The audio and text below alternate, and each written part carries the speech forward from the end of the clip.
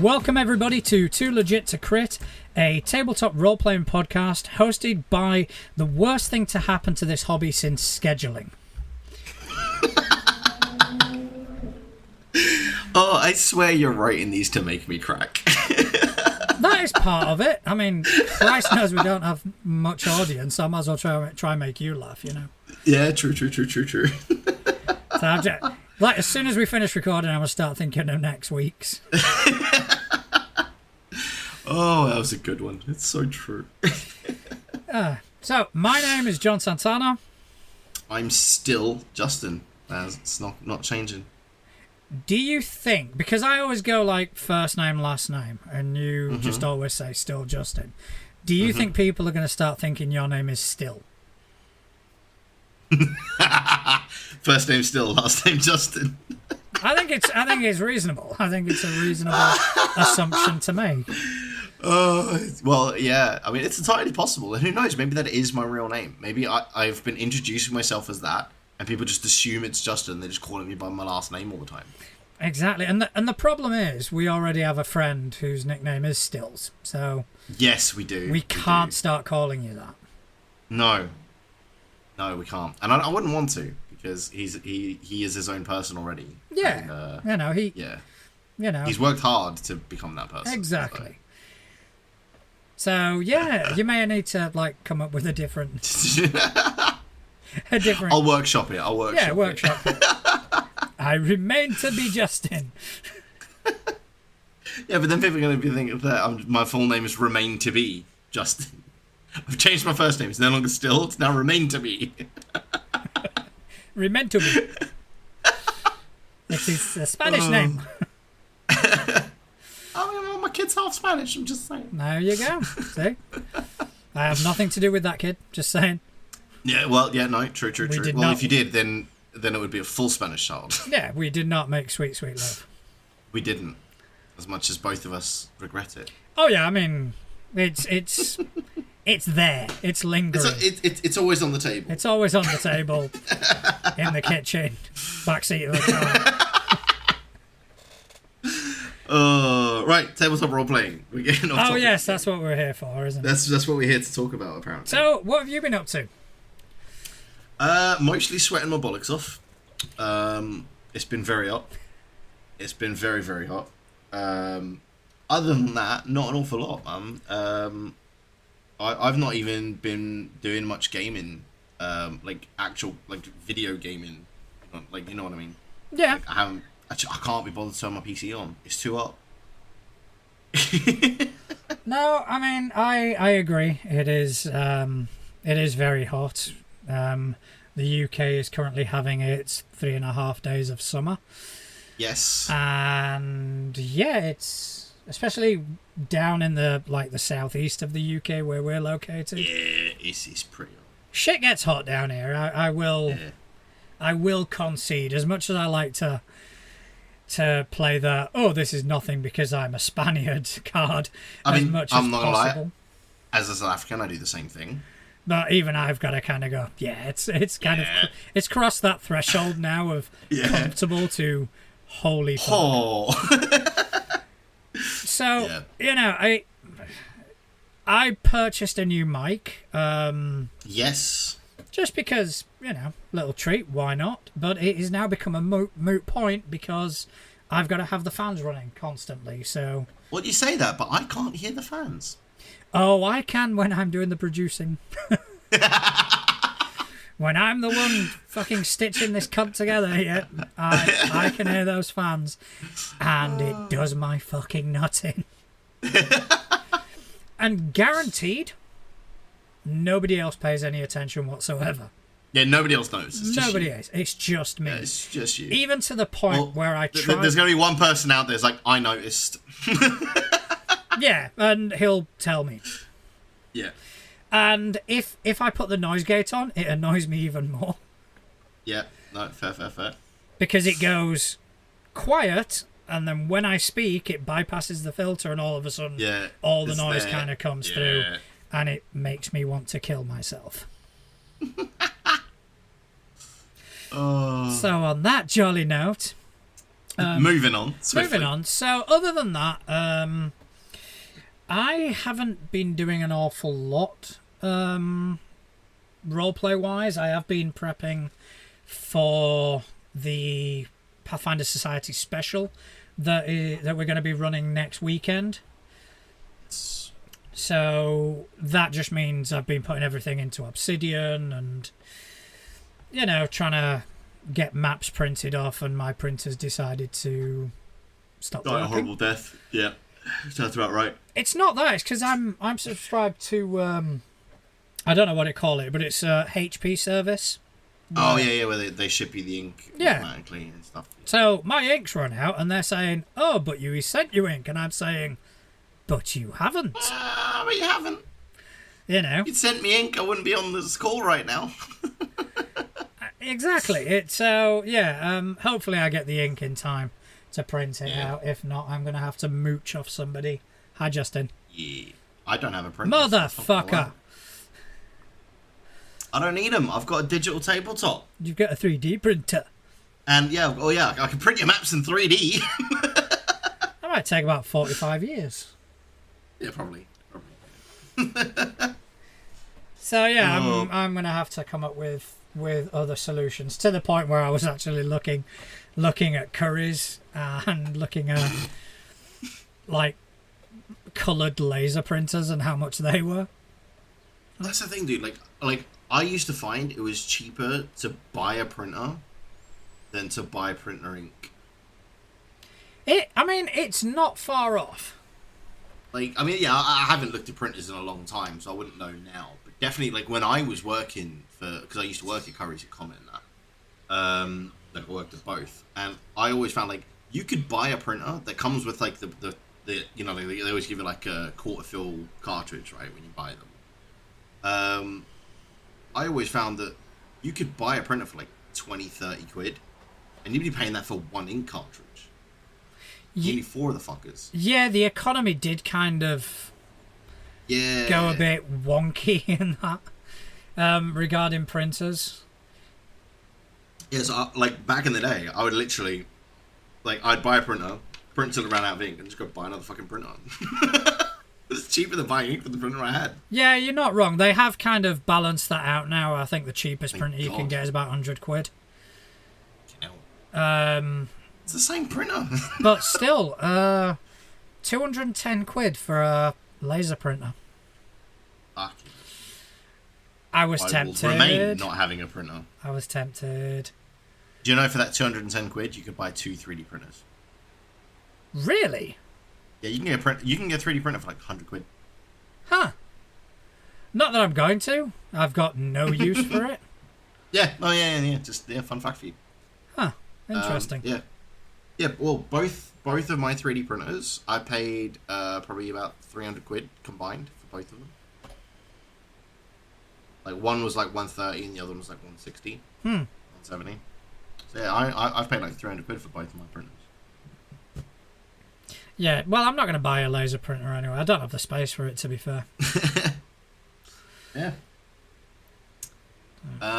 But anyway, back to once again we got distracted again. Well, the tabletop role playing games. Fuck all's happened this week. We've got time to kill. True.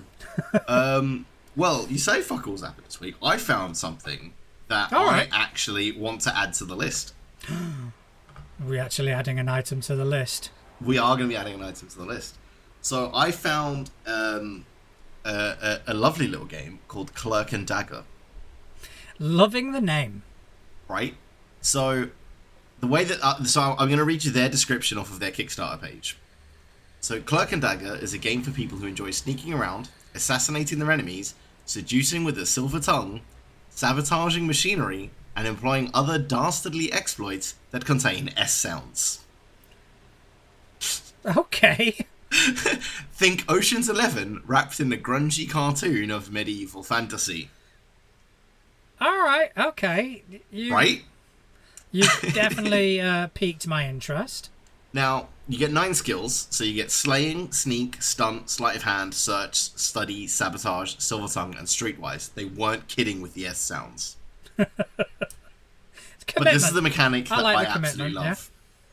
So the game gets broken down into two sections. So you've got like prep work, and then you've got the audit. So the prep work is you're prepping your heist or like to get whatever you need done, and then the audit is actually carrying it out.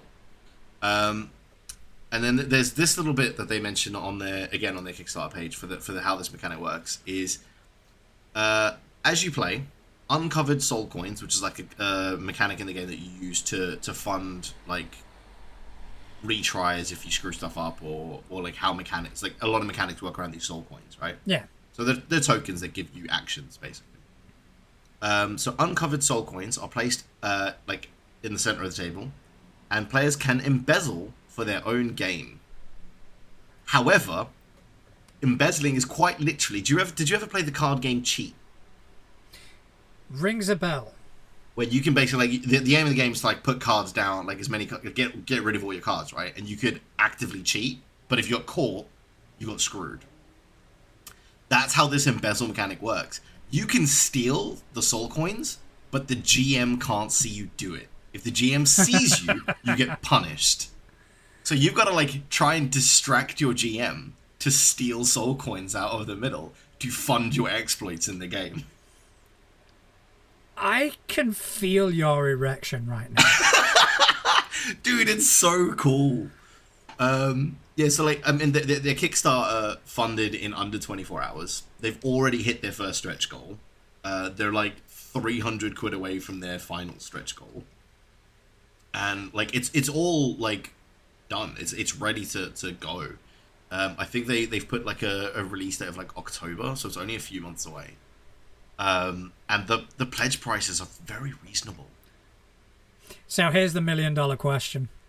Mm-hmm. Are you going to kickstart it? I think I am. I think you should. I mean, because this is the thing, right? To get a book in PDF is 15 quid. You want the gilded book in PDF, it's 30 quid. That's not bad. No, that's not bad at all. And to be fair, I think if I'm the only one kickstarting shit on this podcast, I think the whole thing's going to fall apart. Well, because like that's the thing as well, right? So for that gilded like book, which is the tier I've basically decided this is the one I'm going to be kickstarting because it looks awesome. So you get a PDF copy of the book, you get a hardcover copy of the book, and you get signed playing cards from the creators. Because the game also uses playing cards and dice in the mechanics. That just sounds like you've created this game. It just it just sounds so up your alley. Exactly. So this is going on the list. Yeah, I've decided. I'm down to clown. Put it on the list. Because you can also like you could go in debt as well to try and like do it legitimately without stealing. You can go in debt to try and like pull off whatever you're trying to do. But obviously, if you don't then pull it off, then you're in debt forever and stuff like that. And, like it's just a really cool system, and I can't wait to try it. It looks so fun. All right, I have just dragged it over to the list. Awesome. So, speaking of Kickstarter, Tales of the Valiant, yes, has officially reached $1 million. I'm assuming dollars. Yes, I think that would be a safe assumption. That's normally what these kind of things are reported in. Yep. So good for them. Yeah. You know, that is huge. That is quite a big thing because this has gone from this is going to be our 5e alternative to this may be a new big player in the landscape. Wow, and they've not only like just creeped over. I'm just checking their Kickstarter now. They've not just creeped over. They're like $150,000 over that. Oh yeah, and I think it's still going. I don't know when it finishes. It can't be long now. Yeah, it looks like. Let's see when it's ending. But yeah, it's still going. So that number's only going to go up from there, I think. No, and there are a couple of things because I've been kind of keeping track of the updates, and one of the things that has most piqued my interest is their sort of multiverse concept that they call the Labyrinth. where it's just entirely different worlds and they can be anything you imagine. So it kind of makes sense now that, 5e gets stretched into any sort of direction, and kind of forced into any genre. They're kind of leaning into that and just kind of going, okay, this is the labyrinth. Yeah. Yeah, because that works really well as well. Because then if you wanted to have something in like some kind of different setting, it's just a different universe. And there was something where people could actually write their own world in the labyrinth, and it would become part of official Tales of the Valiant canon. That's pretty cool. That is pretty cool. Yeah, that is pretty cool. Yeah, so I wish I was good enough at writing to have a crack at doing something like that. Yes, I've got a world. I've got a world ready to go. You do. You have one. But yeah, I don't think it's. I want to keep it for myself for now. But yeah, so that was good. Yeah, that's good exciting. For Tales of the Valiant. I do believe, though, just thinking back to the list now that we have like an actual copy of the list, I do believe we put Tales of the Valiant on the list. I'm doing it now. I was about to as well. Oh, there you go. Now on the list. We still need to add the One Ring and and Lord of the Rings. Lord of the Rings. Yeah. Okay. Yeah, we do. So let's have a look. There is another one that kind of caught my attention that's on Kickstarter. Mm-hmm. I don't know if it caught my attention enough to kickstart it. Yeah. But it does hark back to a couple of weeks back when we were talking about like a horror game that was all built around a corporation. Yes. Now, this is one, and there's not that much information, or at least I haven't found much information, and it's called Corpborg. Right. And it is a Morkborg-inspired office crawl. So, evil corporations, demons, and imminent apocalypse. Mm. Now, Morkborg definitely needs to have a place on our list. Apparently, it's batshit insane. Okay. I'm always up for batshit. Exactly. Me too. I've never seen it played. I know they did a free sort of download of their SRD. Mm-hmm. In fact, I don't even think it was that. I think it was their core rulebook without any artwork. Oh, okay. It was there. You can have that for free. Yes. So, yes, I may try and find that again. And if I can, we can whack it on the list. I'll look into it. But apparently it's metal as fuck. Nice. So, yeah, Morkborg, and hopefully we get some more information regarding Corpborg at some point. That would be interesting. So, another one, and they've got very little information about this as well. But there is a new book coming soon that details a modern setting for Vessen. New archetypes, Vessen equipment and setting ideas. They are in the final editing stage and it should be out very, very soon. So Vessen. I've played it a few times. It is really good. The only thing is I struggle with the time period. It's very late 1800s, early 1900s. Right, yeah, that's an awkward time. And I don't know why, but put me in fantasy, I'm grand. Put me in like modern day stuff, I'm good. Yeah. Sci-fi, but that time period I always seem to struggle with. I kind of get that. It's quite a weird time, right? Because it feels so long ago that it should be more medieval than it is. Yeah. But at the same time, like, it's not as modern as it feels it should be as well. Because, like, we've had such a technological boom in the last, like, couple of 100 years, right? Yeah. That kind of period just feels so long ago, but at the same time, so recent. Yeah, and I think I think the lack and my admitted lack of knowledge about it doesn't help, because if I'm playing let's say a Delta Green game and I've based it in the 70s or the 80s, I can kind of relate to that. I know the technology that was available at that time. Yeah, exactly. And if I'm doing fantasy, I know what was available at that time. If I'm doing sci-fi, I don't have to give a shit. I can just make shit up. It's like, they do this. How? Science. But when it comes to like the early 1900s, it's like, I have no idea what sort of shit they had. And that's the thing, though, because of that, like, that boom that we had technology-wise, right? The difference between, like 1 year is so big. Because, like, we went from, like, in that period, right? We went from having, like, no vehicles at all, really, right? To cars. Yeah, and even the cars, they weren't what we would kind of call cars nowadays. No. Yeah, they had four wheels and an engine, but... They had 4 seats and a steering wheel. Yeah, exactly. Although I did enjoy playing Vesson. I mean, I basically created a character that was a fucking cocaine addict. Isn't that just like all of your characters? No, not all of them. It would explain a lot. That is fair. I will concede to that point. Yeah, but this one was... so what's your character doing every now and again? I'm just going to go to the toilet.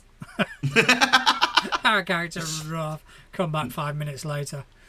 And no one was powder in his nose. Yeah. Comes back sniffing. But yeah, it was actually quite fun. Yeah. So I imagine like a modern day version of it would be... I could really sink my teeth into that. Oh, that might be one that once we get a bit more information on it, might find its way to the list. I do think we need an upper limit on the list. Well... Because if not, we're going to add to it and just never play these. So if we establish stop playing on it. Yeah, again, that is true. If we have an upper limit, we can kind of go, right, once we've got 10, we'll play through them, and then we'll add 10 more. But then that sounds fair. But then we're going to need a backup list for stuff we find in the interim. Exactly, and which means we might as well add those to the list, because there's every possibility that those are going to be better than what's on the list. That is true. So we do definitely need to kind of go through the list and see what we can play immediately. And set a day aside and just start. Just smash out some games. Yeah. Well, yeah, I think that's a good shout. Because you're right, otherwise the list is just going to indefinitely grow. Yeah. It's definitely going to grow now because Free League's having their summer sale. Oh, God. Yeah, like I needed to spend any more money this week. It's so true. But yeah, it's knocks up to half off prices during its summer sale. Ooh. The biggest and newest game included in the sale is the Blade Runner RPG, which is the official tabletop adaptation. So you can now get it for $24. That's not a bad price. That's not a bad price. Simbaroom is also on sale, but I've got Simbaroom.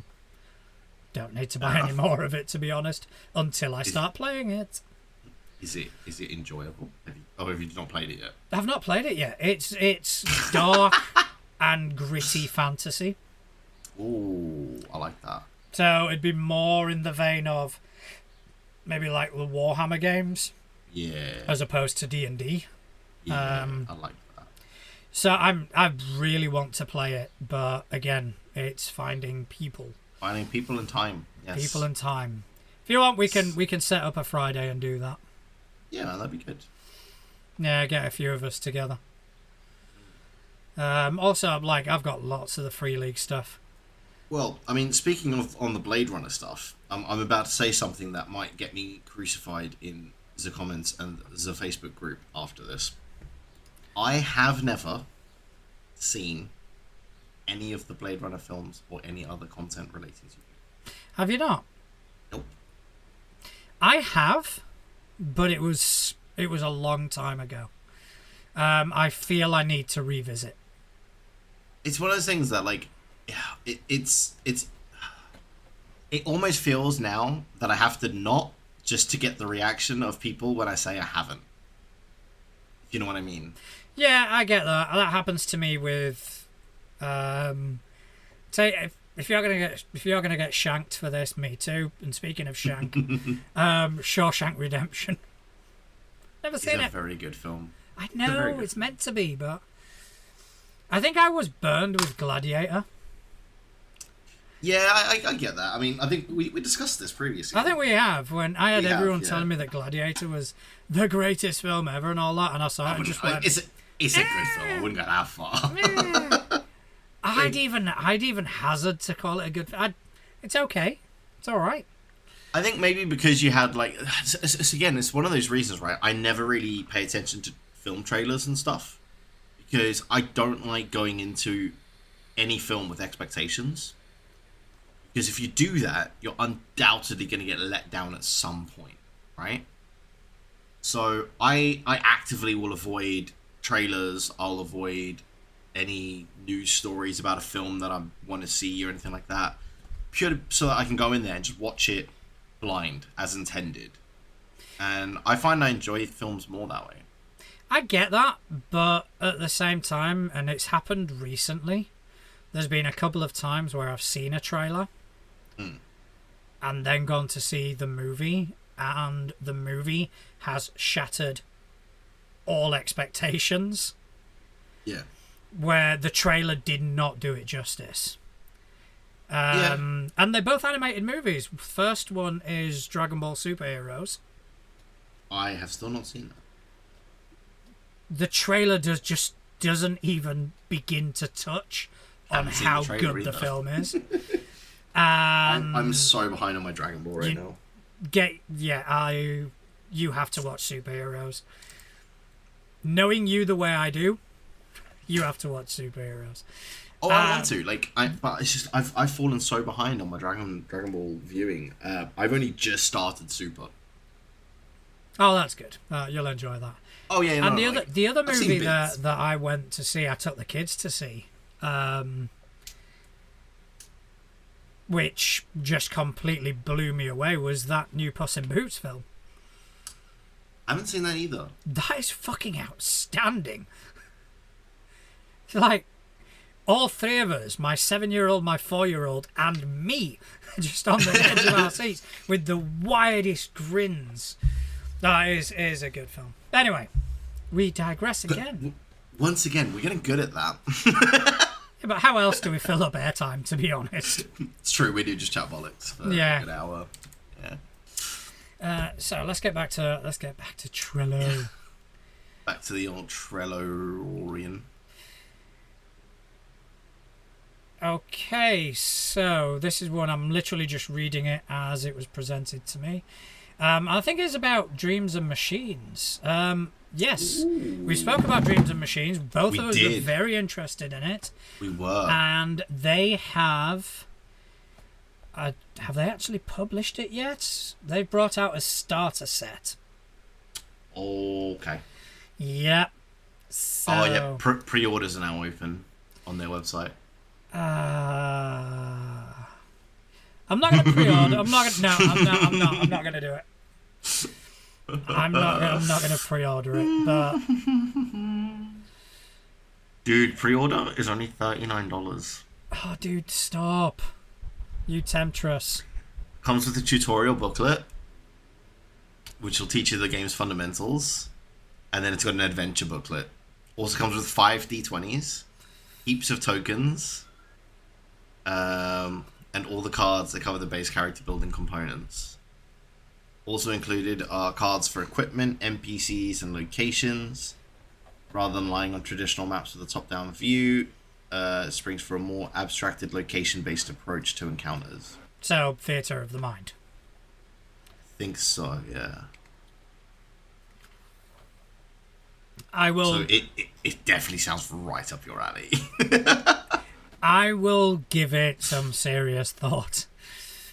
So converting that $39 into non-freedom currency. Let's just... £28. 28 quid. Mm-hmm. And Right. you'll get it August. Just in time for my birthday. So we know where John's money's going. Oh man, stop. I've been spending so fucking much lately. Oh, dude, you actually get so much for that. I might buy this. Never mind you. Fuck that. I'll buy it. Right, fuck it. Yeah, you buy it. Well, no, I'm just on their website looking at the what you get. So you get the tutorial booklet, the adventure booklet, the rules reference booklet, 5 like D20s, 152 tokens, 42 player character cards, 26 equipment cards, 52 NPC cards, 31 illustrated location cards. Oh, so actually, no, it's not even Theatre of the Mind. There's literally a card that you have that tells you where you're doing it. Okay. 13 knowledge fragment handouts, 7 character save envelopes, and 7 rules reference cards. So basically, you can have enough for 7 players. Or 7 to create 7 characters and have 7 people at your table with the rules reference cards. For 28 quid, that's not bad. No, it isn't. It's not bad at all, to be honest. Comes with 6 pre-gen characters, so you can go straight in. Wow, yeah, okay. And you get it 2 weeks before everyone else. Yeah, I think I'm going to be buying that when I get paid in a week's time. Yeah, fair enough. So yeah, there we go. I will have that one, and then we'll be able to play it. There we go. We can do that for your birthday. That's a good shout. Yeah, we'll have to do a birthday game at some point. So that one can go on the list because I'm buying it, and we can play it on your birthday. Yeah, there we go. I will. I mean, job done. It's not like I'm gonna fucking go out on my birthday.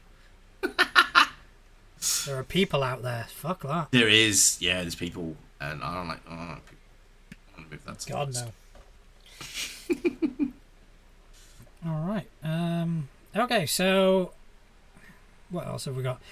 Hellboy-inspired Apocalypse Keys asks, "Who will hold you as the world ends?" Me, myself, and I. Yeah. So this came. I found this on Polygon.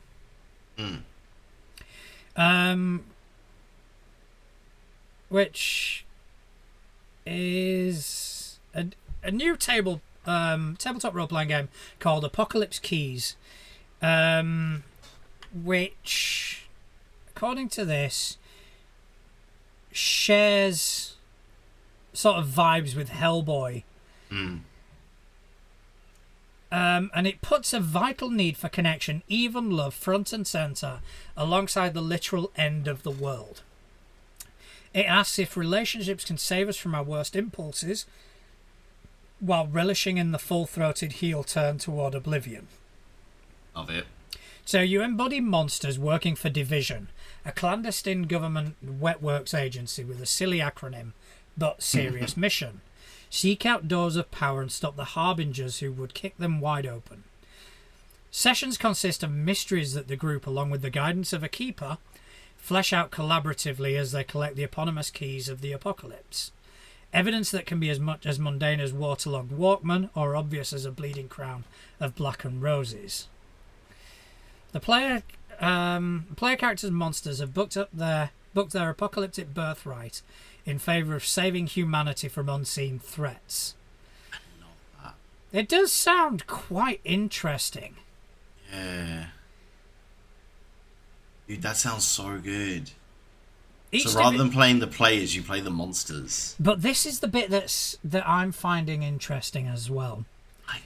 Each Division asset is a few bad days away from becoming a harbinger in their own right, and only the relational ties to their fellows on the absolute fringes of society might stave off a damn destiny.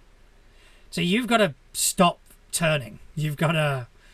Oh, see, I'm reading along with you while you're going through this, and I like this next sentence. You need darkness to stop the apocalypse, but you need friends to hold back the darkness. I love that line. Yeah, this is very interesting. I mean, It reminds me a bit of Delta Green in that Yes. you have your bonds. Yeah. So that if you are going to take mental damage, if you are going to, take sanity damage, you can project onto your bonds, which suffer because of it, but they can potentially stop you from going insane. I think it might be a similar sort of mechanic. Yeah, it does seem that way to be like, but it's also the bonds aren't random, like random non-entities, right? That you've just like fabricated. It feels like the way that they're doing this is it's the other people at the table or your relational ties. Even couldn't get that word out for some reason. So it's not just like Dave that you've written down in your character sheet. It's Dave sitting across the table from you. Yeah, it could lead to some good role play, I think. Exactly. And I think that would be really, really cool. So when playing as fallen gods, eldritch scions, manifestations of endless hunger, or undead soul fragments, these characters want to keep their dark impulses in check by rolling in that sweet middle spot. Going higher than 9 means slipping towards the baleful fate promised by whatever lurks in your heart. Interesting. The artwork is so cool. So, Evil Hat Productions. Yeah, I'm looking at the book. So they've got it up for sale on good old Amazonian. Where does Evil Hat ring a bell? Oh, Thirsty Sword Lesbians. Monster of the Week. Yeah, that makes sense. Ooh, so does this mean it's a Powered by the Apocalypse? That would make sense. I think it is. It's a Powered by the Apocalypse game. Yeah. Interesting. Oh yeah, it literally says it. Innovative take on the Powered by the Apocalypse rules engine. It's literally in the description on the Amazon page. All right. I did not see that. But dude, yeah. So I'm looking at the like rulebook on Amazon, and it's $39. That's good. Oh, I'm very. So yeah, the book and PDF is $50. Yeah. I wonder if there's a local retailer. I'm sure there would be. Like the artwork just looks so cool. Oh, that got me as well. Yeah. Like yeah, I think that's one that I'm definitely interested in getting my hands on and having a go with. I think we hold off on putting it on the list until we find where we can get. Yeah, until we decide to buy it. Yeah, until we get ourselves. Yeah, I think we have to make a stipulation for the list that these are systems that we are going to buy. Yes. Because that will kind of keep the list from growing. I can see that. You know, being realistic in kind of, okay, yeah, I am going to buy the One Ring, for example. But Apocalypse Keys, maybe not. I kind of want to. Same. Like, I want to, but there's a lot of the Powered by the Apocalypse games I want to try. It's 50 quid. It's 50 quid. What, 50? Yeah. Great British pants. Alright, okay. So the exchange rate has stopped existing for them. Well, it's through Amazon, and I'm guessing it's not actually. I'm guessing you're paying because they've probably, to cover the shipping cost is probably inflated it. Well, what I sometimes do if I find something on Amazon, I'll find on the Amazon sort of page who's selling it, and then I'll Google that particular store. Because that sometimes works out cheaper. Yeah. Because Amazon do tag a bit of money on top. They do. But yeah, so definitely one that I will be keeping an eye on and possibly purchasing when I have a spare bit of cash monies. Yeah, that's it. It's just getting the spare bit of cash money. That is the hard part. I think other than Tales of the Valiant and the One Ring, I think my list is going to be things that I have and haven't played. Yeah, no, that's fair. I mean, yeah, like the two that I've added to the list are Clerk and Dagger and the other one, Dreams and Machines. That was it. Couldn't remember it for a second there. I'm tired. I'm absolutely buying those, so they can stay on the list. Yeah, I mean, Symbaroum, Tales from the Loop.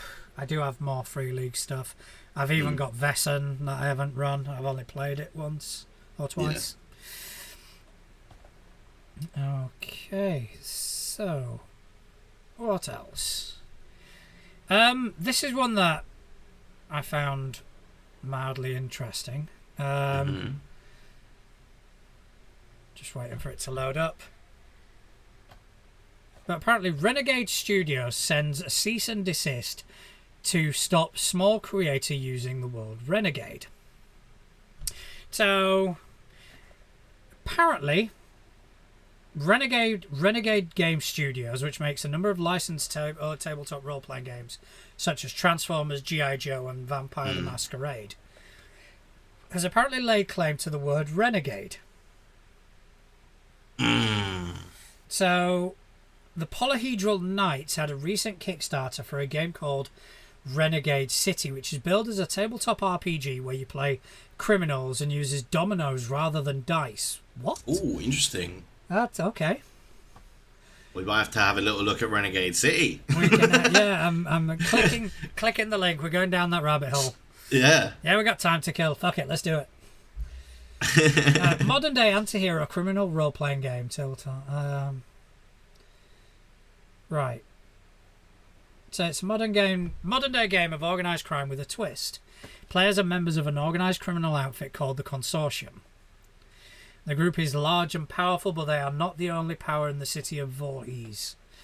Your characters each fulfill a certain role within the subgroup of the organisation. Challenges exist with it. So, yes. I'm getting the organised crime vibe, obviously. Yeah. And looking at the artwork, it's very sort of GTA inspired. Yes, I was thinking that. So this feels almost like it's going to be like a GTA tabletop role-playing game. It's kind of what it feels like. Even the font. Yeah. Like where it says the books, that is GTA. Yeah, that's what I mean. Which kind of, Renegade City is the most recent game being developed at Polyhedral Knights. It is our 7th game. We have always strived to be different and unique. Well, are you? It does look very GTA. Yeah, I mean the art style's GTA. Even like their poster that they've got there with like Renegade City is like broken out into the GTA like frames. They're using the GTA font. I think that is actually just the GTA font, by the way. It is. I do believe it is. So yeah. I think they should be more worried about getting sued by Rockstar. If I'm completely honest. There is a video which is the Renegade City Game Basics tutorial. I've just hit play on that. I'm not doing it because I'm looking on my iPad. Oh, it is literally. It's just. It's the images below with like words over the top. It's not actually a video. It's a slideshow presentation. Fair enough. But it's literally done in the same like vibe as the GTA loading screens, where it's cutting between the images, like below. Yeah. Like the GTA loading screens do. I think the only thing that I would say is unique about this is the dominoes instead of dice. I mean, don't get me wrong. As like a GTA clone in tabletop role playing, I'm down for that. I'd be down. I just think they need to be honest about what it is. Yeah, the whole we try to be different and unique is whilst clearly not blatantly, fucking true. Yeah, whilst blatantly just making GTA. Yeah. Yeah. But to be fair, my homebrew campaign is actually gonna kind of be that. Yeah, but you're not claiming it's unique. Oh no, I'm ripping off the Young and the Dangerous film series. But yeah, it's so yeah, they've got a cease and desist. Yeah, it's also this line does it for me. This setting and the game system are our way to show the gaming world we are not trying to produce the same old stuff that others are in this flooded market. This setting has already been, well, more than 6 video games at this point. I suppose, playing devil's advocate, they're probably talking. I get what they're talking about. They're talking, role-playing market as opposed to the gaming. But market. I don't think trying to show that you're unique by just ripping off something from a different, sphere, not sphere, that's the wrong word. You know what I mean? Yeah. A different, community. Yeah, let's go with that, community. Yeah. Is the way to do it. That'd be like me saying, yeah, I'm going to do something that's never been done before. And then just, Star take Wars. my favourite film and make it, make Star Wars the tabletop role-playing game. But with a different name. So Renegade Game Studios lawyers actually sent a letter, and it says, unfortunately, your use of the term renegade in the title of your new game creates the likelihood that consumers might be confused between our clients' games and your game, or believe that the two are connected or affiliated. The likelihood of confusion is particularly acute because you are using the renegade element on the identical types of products that are sold by Renegade, and you are both selling to the same types of consumers in the same market channels. As such, Renegade must ask that you agree to rename your game to remove the Renegade element. As such, Renegade must ask that you agree to... Oh, that just repeated itself. I mean, that makes sense, because Renegade are the people that make Vampire the Masquerade. Which we've literally spoken about on a previous episode. City-based criminal... supernatural, but yeah, it's but ours is different because we don't suck blood. Yeah. How different is it? Yeah, I kind of see where Renegade Game Studios is coming from with that.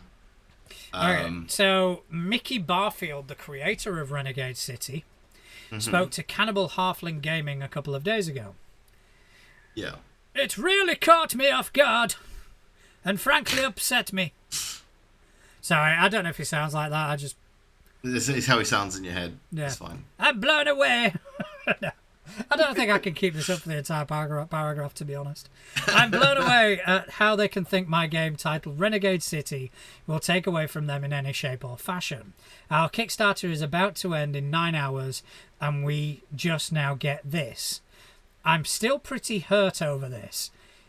It seems like if they are willing to go after me over something like this, then what is stopping another company like Wizards of the Coast from going after some other company because the word wizard is used in a title of a book or a game?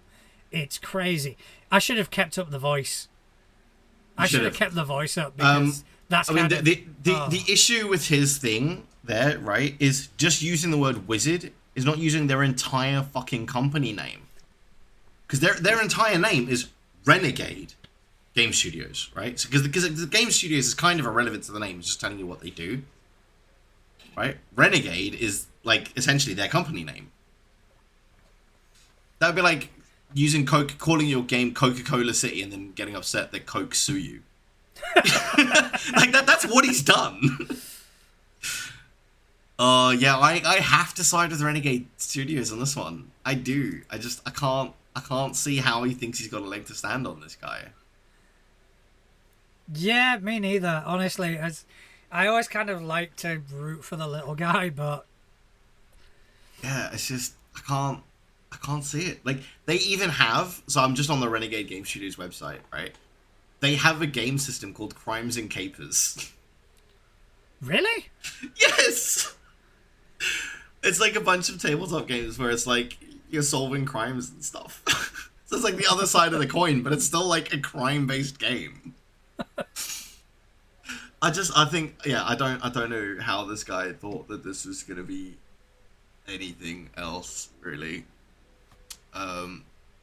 Because I literally, it would be if you saw a game called Renegade City, you're going to assume it's been put out by Renegade Game Studios. That's. Oh wait, hang on. Oh, okay, no, it's just a classification on the website. I was about to lose my shit there. They have a classification on their website called Renegade Original, which is games that aren't licensed that they've made. Ah, fair enough. I was about to lose my shit there. Be like, they actually have a game, but they don't. Just going through their games though to see if there's anything that's like similar. Yeah, I'm kind of looking at stuff like that as well, see if there's anything. So no, I can't seem to find anything. Yeah, I mean, I can't find anything that's like exact copy of, but they do make role-playing games. So it is literally like what their lawyers have said is bang on. They are selling a game called Renegade in a space where Renegade exists. But how much, like, realistically, how much confusion do you think it would realistically cause? Because, let's be honest, we've all heard of Vampire the Masquerade. Yes. And whatever else they do. Transformers, G.I. Joe. At no point, and I've seen the Transformers books, I've seen the G.I. Joe books, I've seen all the World of Darkness books. At no point have I known that the company behind it was Renegade Game Studios. Okay, but if you were to then go, oh, I really like this system, I wonder who makes it, let me see what else they've done, because you want to change, right? Let's say you play a lot of Vampire the Masquerade, right? Just for argument's sake. And you're like, oh, this is a really cool system. I wonder if they've got something similar, but in a different setting. You are then going to look at games that Renegade make. And if you see a game called Renegade City, it wouldn't be a far stretch to imagine, without doing research, that that was put out by them. I think it might be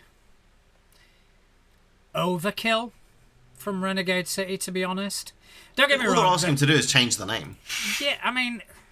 They're not saying he can't put the game out, they're just saying change the name. Yeah, I get that. But I think it might be overly cautious, to be honest. I think had this not have happened and Renegade City had not sent their cease and desist, and this game was produced under the original name, I don't think anything would have fucking happened. I don't get though, right? Sorry, I just want to. So they've called the game Renegade City, but the source book is called Voorhees City. Well, Voorhees is their setting. Yeah, but they've called it. That's the name they've used for the city. That is literally the Voorhees City source book. Yeah. So why not just call the game that? And then they avoid all of that. The whole thing goes away.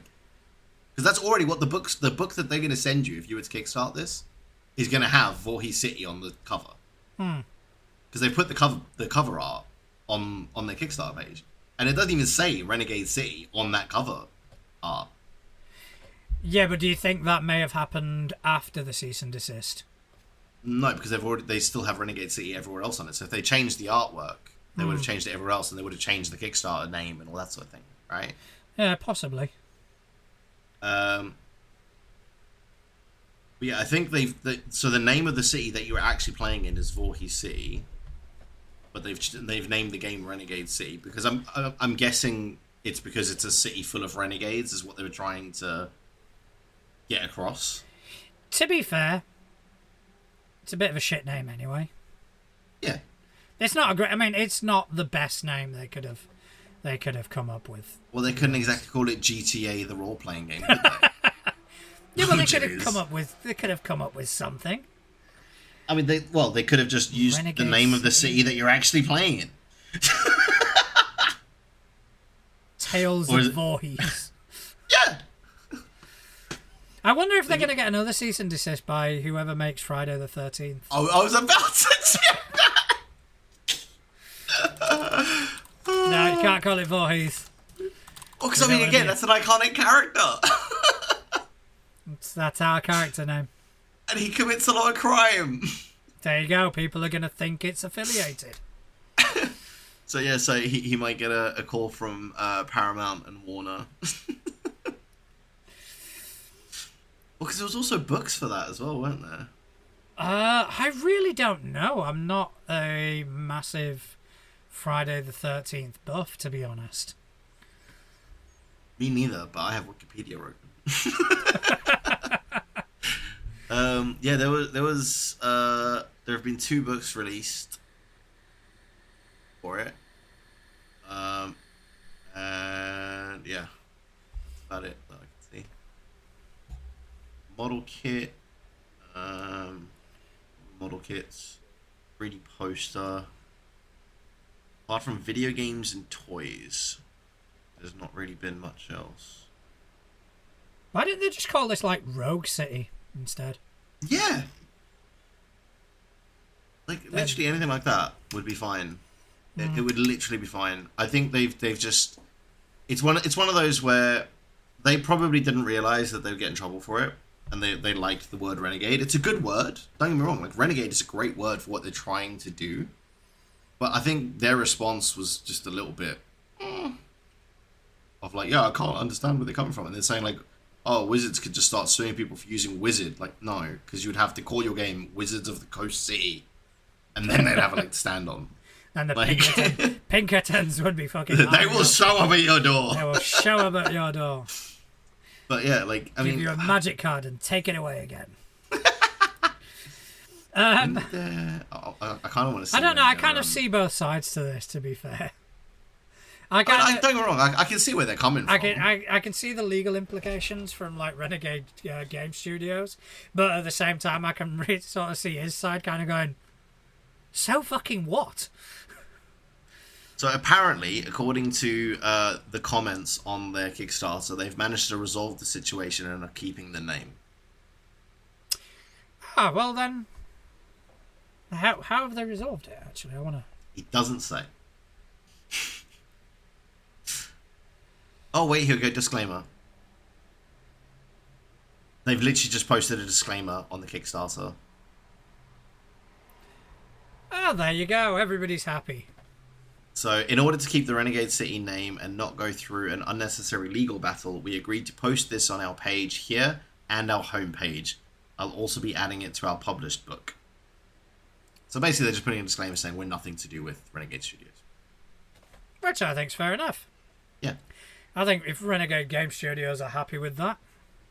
Yeah, but again, that goes back to all they're saying is we're worried that people are going to get confused, and they've kind of gone, okay, well, what about if we do this? And they've gone, yeah, that works. Yeah, I do still think it was a bit of overcautiousness. I mean, yes and no. Like, it's one of those things again where lawyers have got to earn their fucking paycheck, haven't they? Yeah, that is true, and yeah, they're not cheap. And I think as well, if it wasn't for the fact that Renegades like make and sell tabletop role-playing games, I don't think it would have been an issue. I think it's purely because they're in the same space. Yeah. Is where the issue comes from, I think, personally. Yeah, I kind of get that. And you've obviously got the issue with a smaller company piggybacking off another, potentially. Yeah, exactly that. Which is, that side I do see a lot more than, oh, it's going to hurt, it's not going to fucking hurt your product at all. Well, I mean, again, it could indirectly the other way, though, right? Because if somebody gets Renegade City, doesn't like it, and thinks it's a Renegade Game Studios product, then they just brand all Renegade Game Studio products shit. So it could indirectly. You think that would happen in this day and age? Yes. Abso-fucking-lutely. Yeah, because I mean, they've not like gone after the TV series. Did you see? Yeah, did you see someone posted that in the comments? No, I just googled Renegade to see what else exists. Oh no, so someone actually posted in the comments, "You're gonna get visited by Lorenzo Lamas," and it's just a picture of the TV series, and he's there folding his arms. It's like, yeah, That comment was glorious. Oh no, this is my favorite one. Whoever owns the rights to the old FASA game, Renegade Legion, has the opportunity to do something hilarious right now. Okay, so the last bit that I saw this week was the Diana Jones Awards have announced their finalists. Ooh, interesting. So let's just bring up a bit of context. So yeah, we spoke about the Diana Jones a few weeks back. We did. And we did mention some names that were kind of nominees. This is now the finalists have been announced, and as soon as I found out, there we go. So the 2023 Diana Jones Awards for Excellence in Gaming. Mm-hmm. From a long and eclectic collection of nominees, the committee of the Diana Jones Awards for Excellence in Gaming selected 5 finalists that it believes best exemplified excellence in the field of gaming for its 2023 award. They are Linda Cadega. Linda Cadega is a journalist for, I think, Gizmodo and IO9 currently. Most notably recently, she was the one who kind of broke the news of Wizards of the Coast being naughty. Yeah. So, yeah. I think I know a group of, or should I say a company of people that won't be voting for Linda. I can't imagine what you're talking about. But yeah, Linda Cadega is a queer non-binary journalist and critic focused on tabletop gaming, as well as speculative fiction writer and tabletop game designer. Their investigative reporting for IO9 of Wizards of the Coast proposed deauthorization of the OGL led to widespread re-examination of open gaming.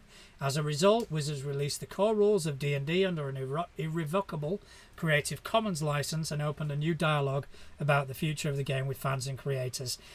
To be fair, yeah, they deserve that. Yes. Massively. Just because they were a huge sort of... Well, I mean, it was what kickstarted that whole sort of look at, well, hang on a minute, you know what I mean? Like, and don't get me wrong, like, as much as I enjoy Wizards games, I've played a lot of Wizards games, even I put my hands up when all that happened. I was like, well, it's a little bit shit. And, I mean, fair play to them. They did eventually put their hands up and fix it, right? Took them a bit longer than it should have, but they did it. But yeah, I think that's definitely a nomination that's worth having, because it has not just exposed what they were doing, but it's also completely reshaped the industry. That's it. Yeah, we are living in a time of where the entire landscape is changing for the better. Yeah. Oh, absolutely. None of that would have happened if it weren't for Linda Cadega. Linda doing that report. So, yeah, exactly that. Yeah, well deserved. So the next is Coyote and Crow, which is a role-playing game by Connor Alexander. Coyote and Crow is an RPG created by Cherokee designer Connor Alexander. In the game, Alexander shrewdly imagines an alternate universe that exists outside of the horrors of colonialism. The game foregrounds the traditions of cultures of Native American people in its world, encouraging players to imagine stories that challenge the Western canon of storytelling that is today ubiquitous in RPGs. Coyote and Crow challenges us to tell different stories with the games we play and encourages us to imagine worlds beyond that which we know. It is a new high watermark for storytelling in role-playing games and a triumph of imagination in world building. That sounds very interesting. Yeah, that paragraph has fucking sold me. I might have to give that a little deep dive later. Yeah, I'm gonna be googling that, to be honest. Yeah. Well, they've got a link to the website right there. So I might have uploaded that for later. Just clicked it.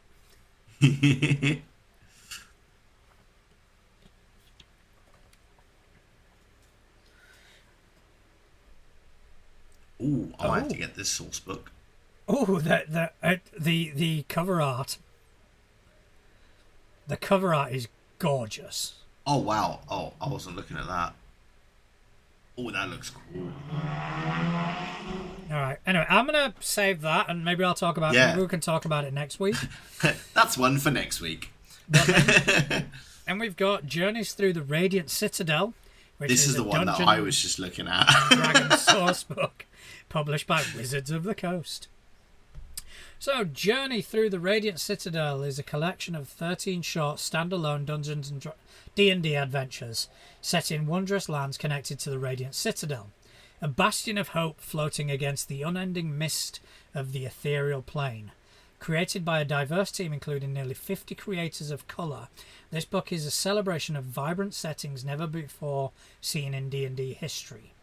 This groundbreaking anthology transcends typical Eurocentric fantasy with authentic, complex and emotionally rich stories infused with cultures and lived experience of their writers, inviting gamers of all backgrounds to explore new places and perspectives. It's written by Justin Ramin Arman, Dominique Dickey, Ajit A. George, Bashir Goose, Alastair Guzman, D. Fox Harrell, T.K. Johnson, Felice... I'm gonna let you go through these names. Serena Marie, Mini Mondal, Mario Ortegon, Miyuki Jane Pincard, Pam Ponzalan, Erin Roberts, Terry H. Romero, and Stephanie Yoon. I stumbled halfway through, but I think I did all right. Yeah, I think you did all right. I mean, you got the first one wrong, but we won't address did that. I? Yeah, you said Justin. It's Justice. You're on my mind, though. Always. You are on my mind. See, that is very intriguing to me because I feel like nowadays, especially like with D&D anyway, I don't know about other systems. I can't speak for all systems, obviously. But I feel like those kind of like short standalone little adventures are something we don't have a lot of in D&D anymore. And they're like the perfect kind of like party fillers for a campaign, right? If you get to a point where like they're not quite ready to progress to the next part of your story, but they're kind of at this like weird awkward middle ground, you can just run them through one of these and then it can give them the boost they need to carry on, that sort of thing. Well, I mean, coming from Pathfinder, which its entire business model from day one has been, we're going to focus on adventures. Yeah. It's a definite solid move to make. Yeah. It's something that D&D needs so badly right now. Yeah, and that was always the case. That was always, at least when I kind of first started out, it was if you're looking for like pre-written adventures, Pathfinder is the way to go. Whereas D&D not so much. So I think it needs to happen. There is still a huge market for pre-written adventures, but not everybody wants to buy an adventure path or something or an equivalent in D&D products. Like not everybody wants to buy the 2 books for, what is it, Tyranny of Dragons? It's 2 fucking books, and they're not small books either. They're quite substantial, but not everybody wants to kind of tie themselves down to a singular adventure for that long. Yeah, and I think that's gonna be really good as well, because it also gives you a chance as well to like test out characters in an actual adventure setting rather than just like, I've built this character, let's just like gladiator battle or whatever, like however you test your characters out.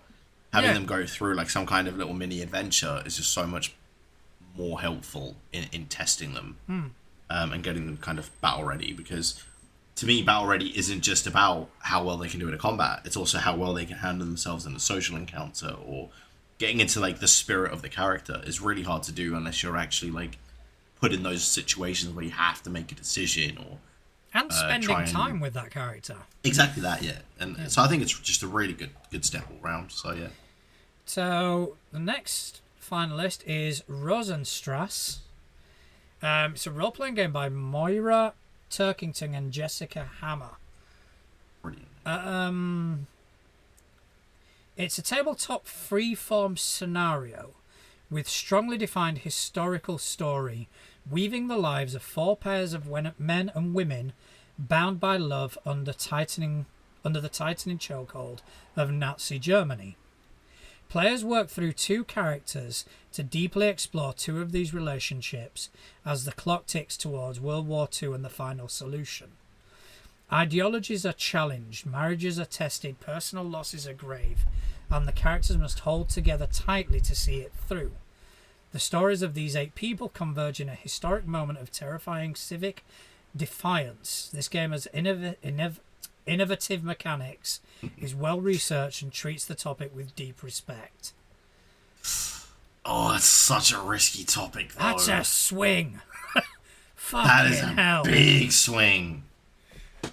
Gee, I mean, the fact that they are finalists in this means that they hit a home run.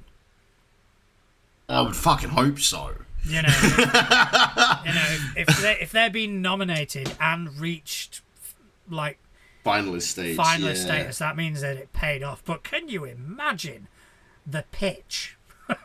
Dude, no, I can't. Can you just imagine sitting down in a meeting room and kind of going, yeah, so we want to explore that, and just come out with that, and just seeing somebody go. just seeing, I wonder how many game studios they went through before one of them went, yeah, go on then. Unruly designs. I think, yeah, that is a swing, man. Yeah. What else? Fair play to them. Let's have a look at Unruly Design's website. Nothing I have overly heard about. Let's have a look. So it's a lot of World War II stuff by the looks of it. Yeah, the other game they made is Warbirds, which is an anthology of games about women in World War II. These LARP and freeform style games focus on the ways that war creates opportunities for women. Yeah, so it looks like they've got a big thing around World War II. So it probably wasn't that much of a sell for them. Well,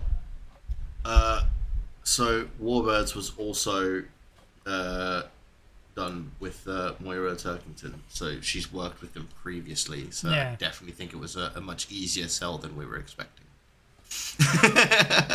Yeah, but even so, it was like... It's still a big swing. Like, I'm not taking anything away from that. To like, get up in the morning knowing you've got to walk into an office and pitch that? Can you imagine? No. Like, the day we've got to pitch something like that, I'm sending you.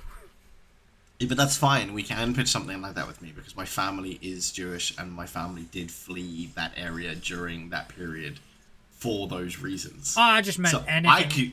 I could get away with pitching that. I just meant anything controversial. What, you're going to send the South African to pitch the controversial thing? I don't think that works very well. We have a controversial history as it is. Okay, so the next finalist is Cole Whirl.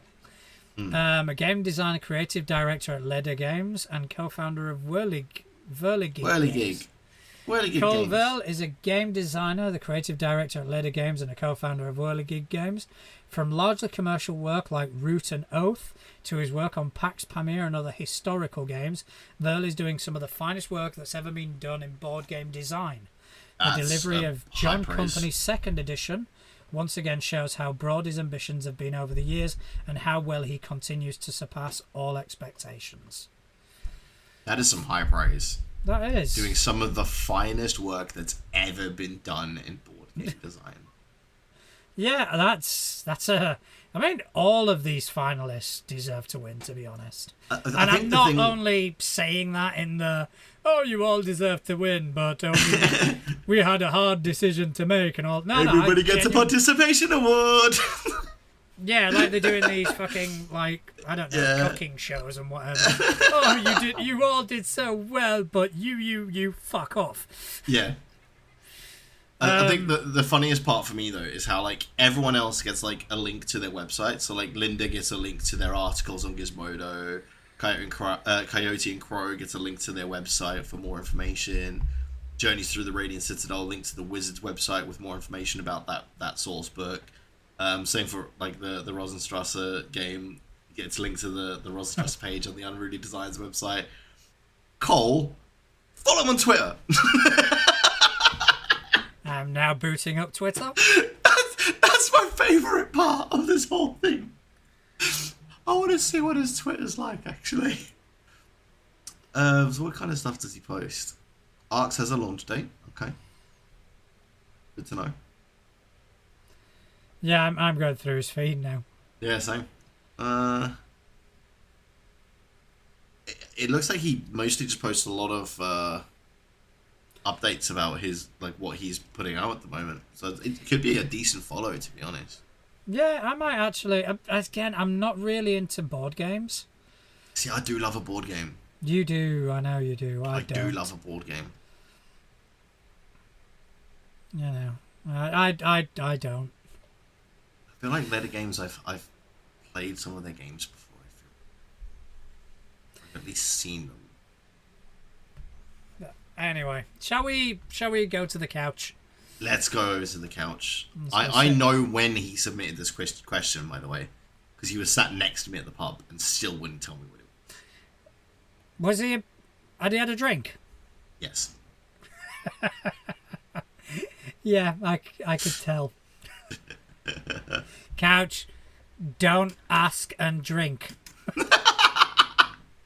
Oh god, does it make no sense? It makes it fucking hard for me to understand shit. Okay, so let me have a look. See, I'll just read. Yeah, so essentially the question is, actually I need to bring up the jot form because I've got it on. It feeds directly to Trello. Yeah. But I'm not doing it justice by reading that. So where's my jot form?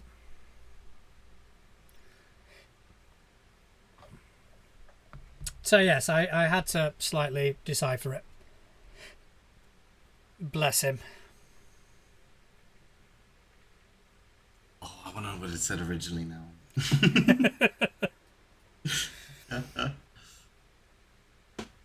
Okay, so this is Couch, who is writing from us from the place where socks go when you lose them in the wash. Yes.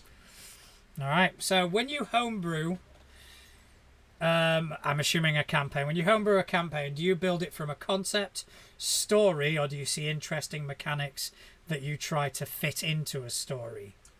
Ooh, that's interesting. I would say a little bit of both, if I'm honest. Okay. So in the past, when I've written stuff, I've written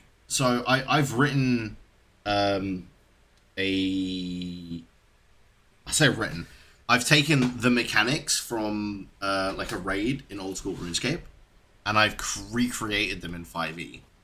Okay. So I've essentially recreated that whole raid as like a dungeon that you can play through in 5e. So I have done that where I've been like, that's a really cool mechanic, and then tried to see if I can make it work, and then done it, right?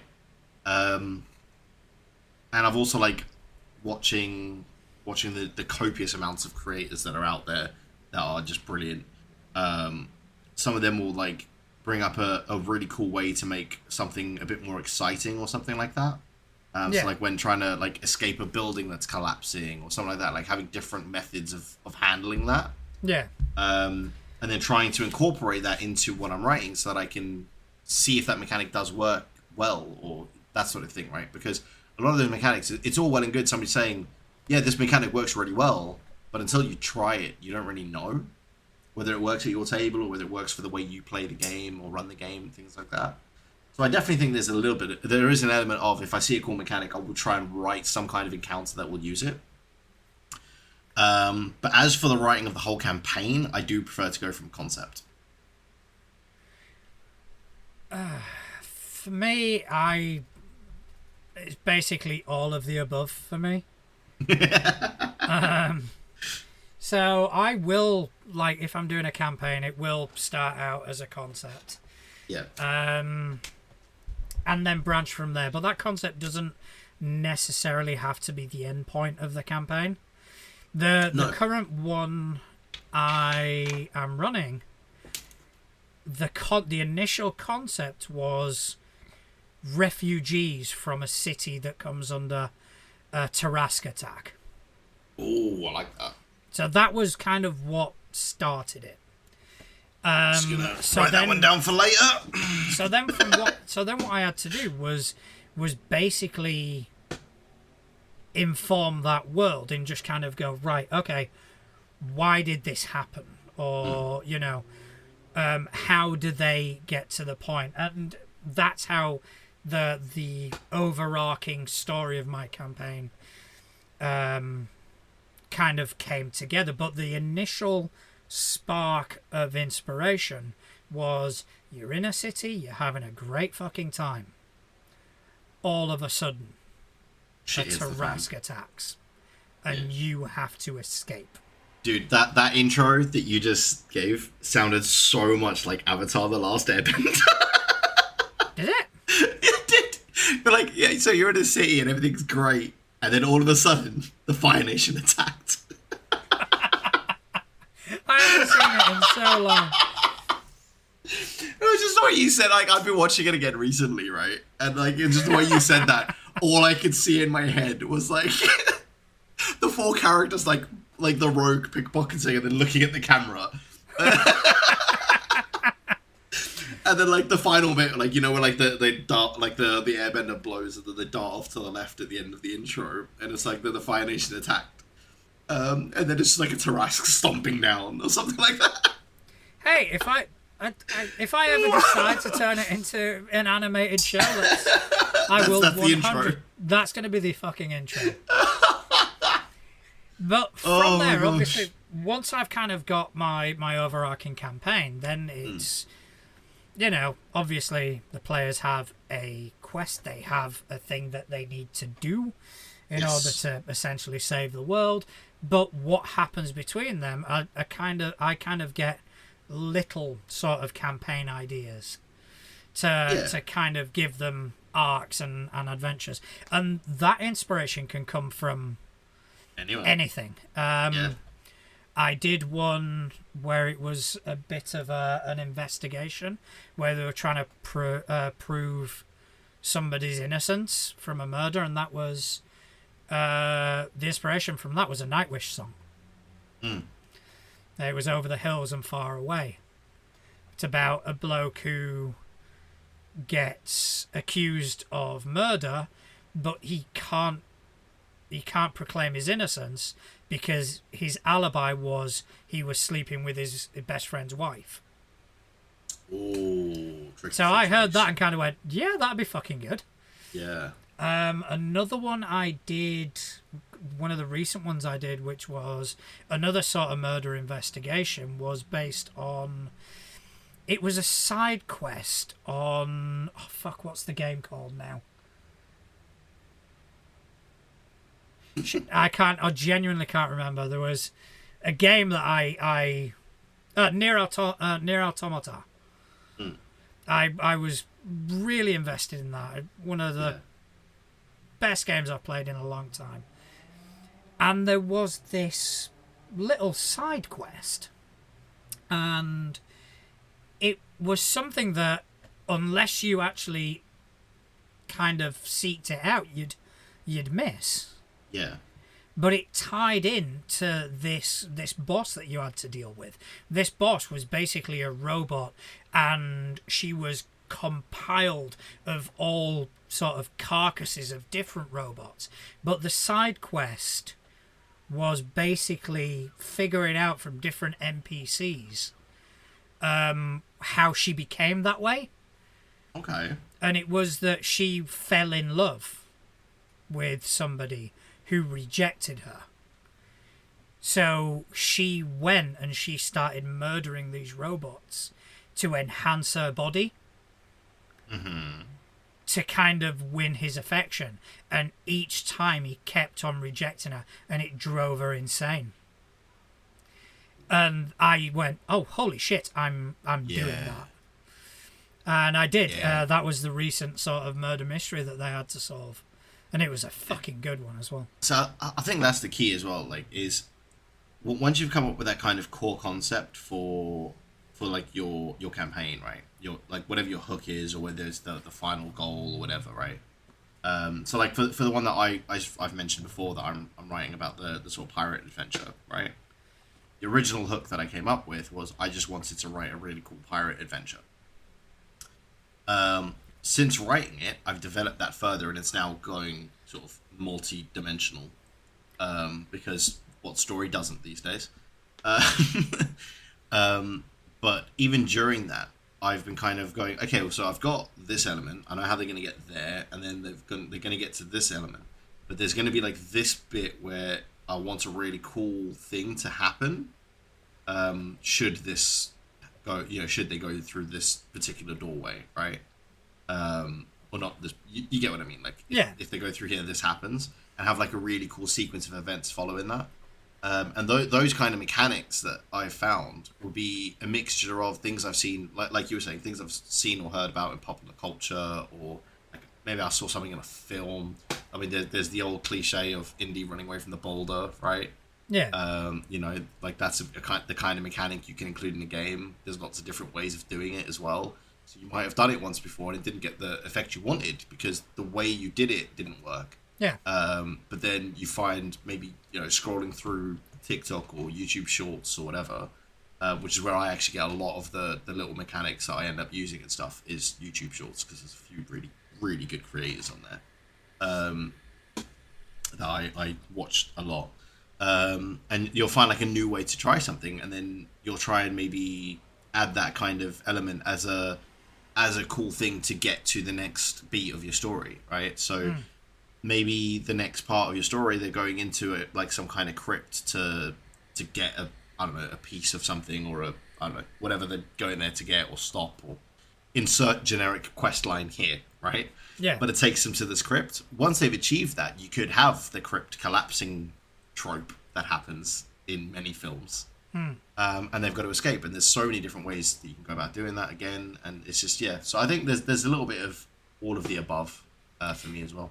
Yeah, I mean, and mechanics wise as well, for me, a lot of things that inform my decisions about what the players will face and what sort of quests they will do is me just wanting to play with the toys in the toy box. Yeah, exactly that. Yeah. I've never played with vampires before in Pathfinder, so I created a vampire side quest. Fucking hell, never played with a Tarask. The whole campaign kicks off with one. Yeah. It's the mechanics do inform a lot of it as well, where I'll see something in a Pathfinder book and kind of go, ooh, I want to put that in. How am I going to do that?